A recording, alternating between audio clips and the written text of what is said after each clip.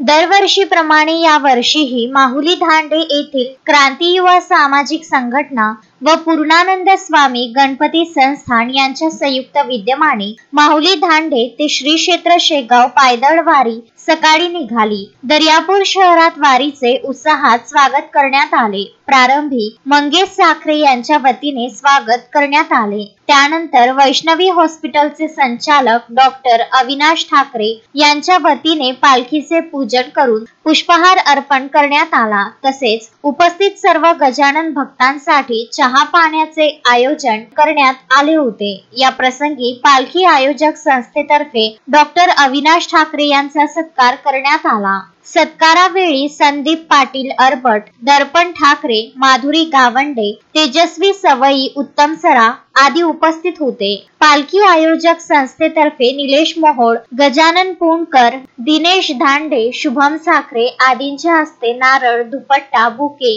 व पुष्पहार देऊन डॉक्टर ठाकरे यांचा सत्कार करण्यात आला। यानंतर पालखीचे सांगळूद गावाकडे प्रस्थान झाले। सांगळूद येथे अमरावती येथील कॅटरर्स यांच्या वतीने जेवण आणि विश्रांती झाली। त्यानंतर पायदळ वारी येवदा येथील गजानन डफडे यांच्या गंगोत्री मंगल कार्यालयात मुक्कामी पोहोचली। मुक्कामाच्या वेळी हरिभक्त परायण दिनेश महाराज धांडे यांचे हरिपाठ कीर्तन व भोजन गजानन डफडे यांच्यातर्फे देण्यात आले।